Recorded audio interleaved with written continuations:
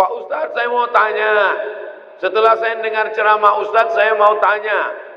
2 kali diulang. Benar. Pak Ustadz, saya mau tanya. Setelah saya dengar ceramah Ustadz, saya mau tanya.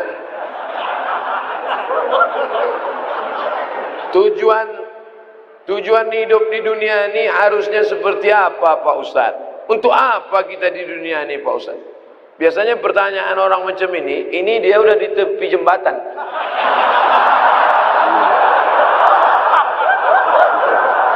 Untuk apa hidup? Udah streaming. Untuk apa hidup ini?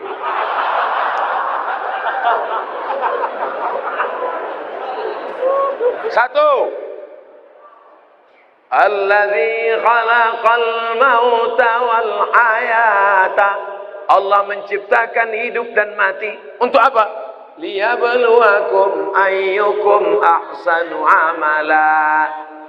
Supaya Allah melihat siapa yang paling baik amala. Makanya kalau mau jadi pejabat, jadilah pejabat yang amalnya baik. Jadi polisi, jadilah polisi yang amalnya baik. Jadi tentara, jadilah tentara yang amalnya baik. Jadi ustadz, jadilah ustadz yang amalnya baik. Karena kita hidup ini dituntut siapa yang paling baik amala. Amal bukan sholat, amal bukan baca yasin, amal bukan puasa sunat. Itu ibadah. Hebat Pak Bupati kami, Pak Ustaz. Kenapa? Pak Bupati kami rajin sholat duha. Itu bukan amal. Itu siapapun bisa. Sholat duha tak perlu jadi bupati.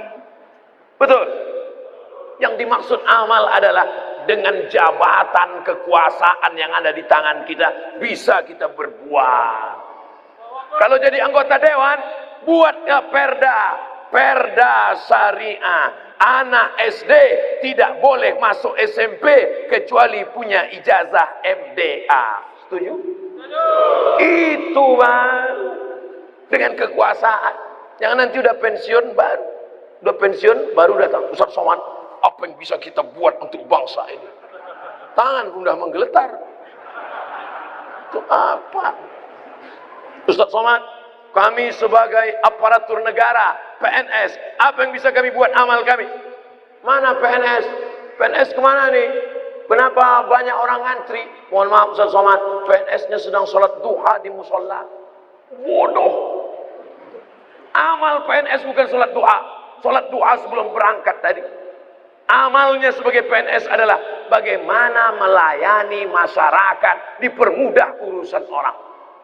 Urusan KTP. KTP Anda masukkan pagi, selesai sore, dikirim melalui pos. Bisa apa tak bisa? Bisa. Mudahkan urusan orang di dunia, dimudahkan pula urusan di akhirat nanti. Amin.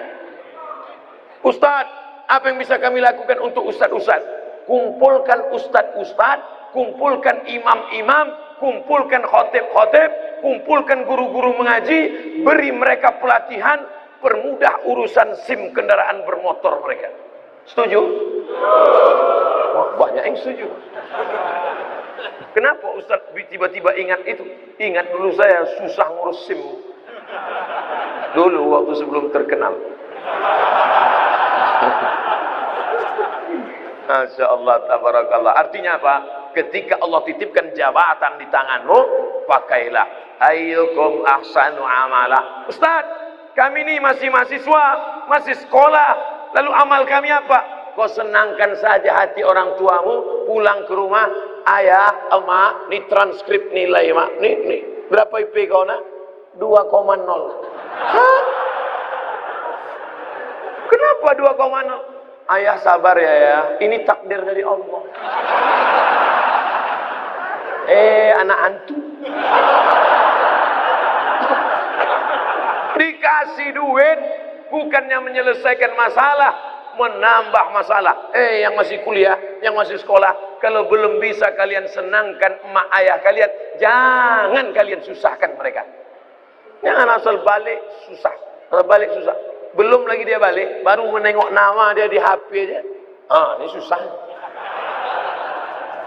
Yang pertama amalah. Yang kedua baru wa ma khalaqtul jinna wal insa illa liya'budun, ibadah. Itulah dia salat, baca Quran, tahajud, puasa sunat, itu ibadah. Jadi kita ini gunanya di dunia ini cuma dua saja, amal dengan ibadah. Masuk kantor jam 8 pagi, pulang jam 4 sore, disiplin, tidak bolos ke mall, itu namanya amal. Bapak polisi merazia orang melanggar peraturan, saking kan dia mau menegakkan, sampai dipeluknya kaca mobil Kijang Innova. Itu amal apa ibadah? Amal. Amal itu namanya. Ustaz tahu dari mana? Saya tengok tadi di Instagram. Dua itu saja tujuan kita hidup ini, amal dan ibadah. Perbaiki amal, perbaiki ibadah. Banyak orang ibadahnya bagus, amalnya tak bagus. Banyak orang amalnya bagus, ibadahnya tak bagus. Yang lebih parah, amal tak bagus, ibadah tak bagus. Siapa yang amalnya tak bagus, ibadahnya tak bagus, pergi ke jembatan Barelang. Untuk apa ke situ Pak Ustaz? Nah, jangan kau tanya lagi. Saking tak ada lagi kertas dah. Selamat menikmati.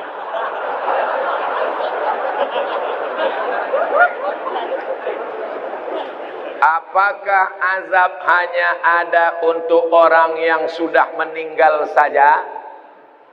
Allahumma inni a'udzubika min azabi jahannam wa min azabil qabri wa min fitnatil mahya wal mamat wa min syarri fitnatil masihid dajjal. Hadis riwayat Muslim.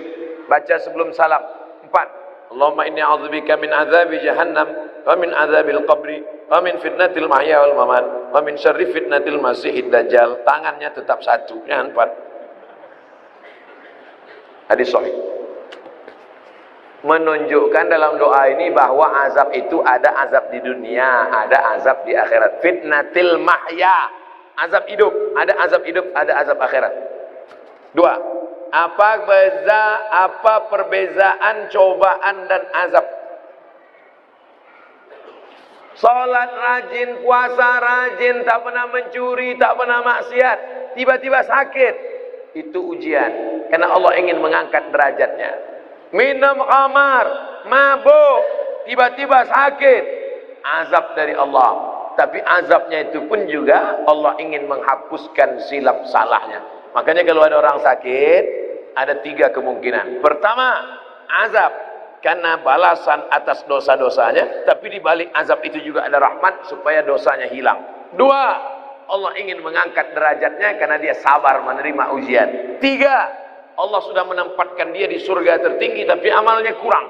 Maka kata Allah kepada malaikat, malaikat kasih dia ujian supaya kalau dia cukup maka dia ditempatkan. Mudah-mudahan kita semuanya sudah ditempatkan di surga Jannatul Firdaus.